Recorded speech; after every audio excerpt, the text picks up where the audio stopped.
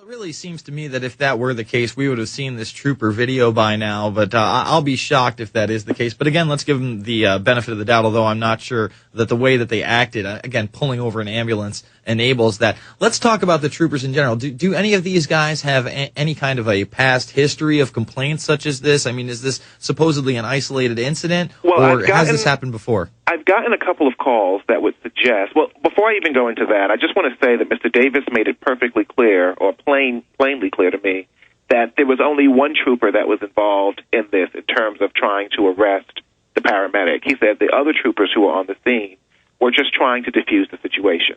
Mm-hmm. You know, he said there was one trooper that I called by name, Daniel Martin, who was the responding trooper. As of now, when I spoke with OHP, he's now the subject of an internal investigation. Okay. And Daniel Martin has not been put on paid administrative leave, which is routine in most cases, or suspended.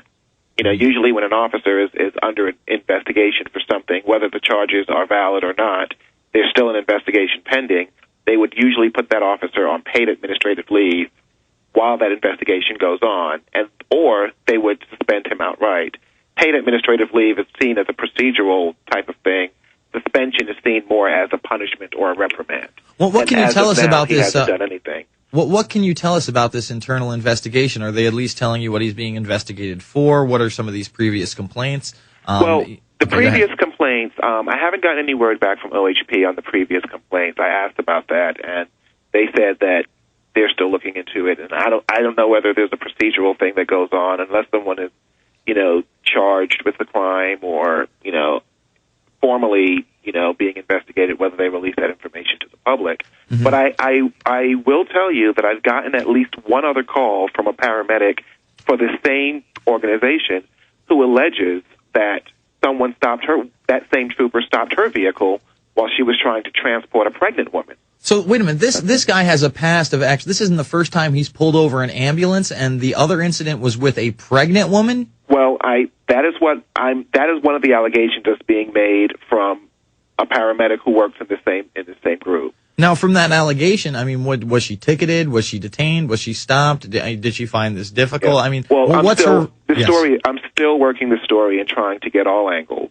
Mm-hmm. As far as what happened, she called and left me a message, and I spoke with her husband about this because he was the one who called. So I'm still trying to confirm that, and I'm still trying to talk to, the paramedics in question. But the paramedics were not, Mr. White and Mr. Franks have not been suspended either. According to the Creek Nation, they're still on duty. They're still paramedics, and they're still working on their shift.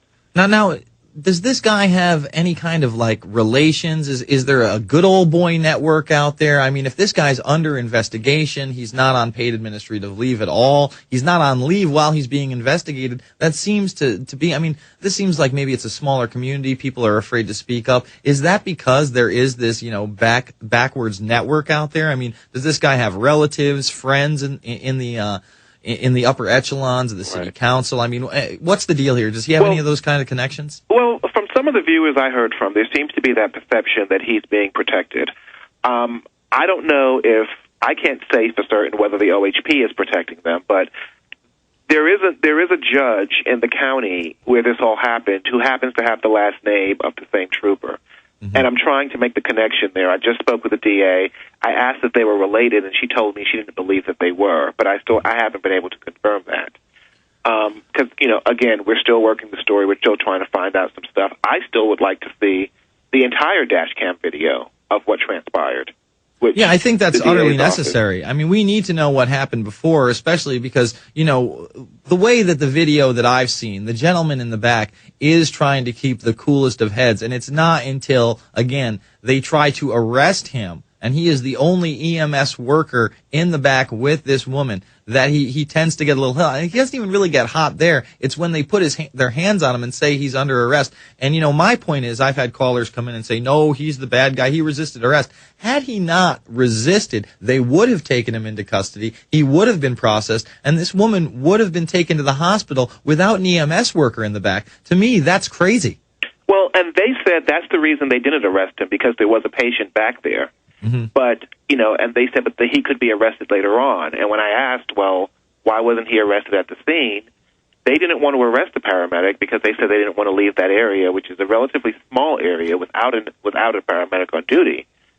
But that's kind of doublespeak, because then they would have arrested him after he got to the hospital or charged him. Like you said, there have been no charges yet. And he hasn't been arrested yet. Yeah, and he hasn't been arrested yet. So it really, to me, seems like they're really trying to cover their own, backsides, if you will. And this is just, to me, it was a really disgusting incident. These people are out there to save lives.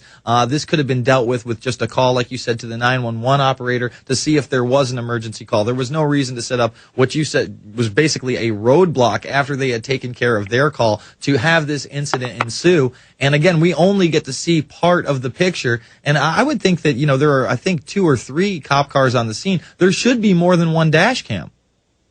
Right. So, I hope that you continue to pursue this story. You hit us up with any updates. I really thank you for your time, sir. And like I said, if you get anything more, if the dash cam is released, please give us an email. Please give us a call, and we'd love to have you back on. Well, thank you so much. And I can tell you that this story has gone viral, and we've gotten tons of calls from across the country. It's been all over the cable news networks. I think it made it in at least one story on the network level. So it's definitely an issue people are going to be keeping a close eye on, myself included. All right. Thank you so much, Dave Jordan, everybody. And the latest on that EMT versus Oklahoma PD incident, really a disgusting incident, in my opinion, and a blight on the police force, and really the police state that is encroaching on us. It's the Alex Jones Show. Back with your calls after this. Alex on the other side of the hour. The New World Order beast is genetically modifying your food, mixing vegetables with animals, and now experimenting with viruses. Without a long-term food solution, you will have just 2 options: starve, or surrender. All canned food supplies will eventually run out. What then? Grow your own healthy food and feed your family forever. SurvivalistSeeds.com is now the nation's largest bulk heirloom seed company, and it's owned by a real patriot, Big John Lipscomb. You can now have an infinite amount of healthy vegetables like a watermelon, a bundle of carrots, or tomatoes for a little more than a penny each. SurvivalistSeeds.com. And now you can go into business with Big John at SurvivalistSeeds.com by becoming an affiliate. See his link at SurvivalistSeeds.com.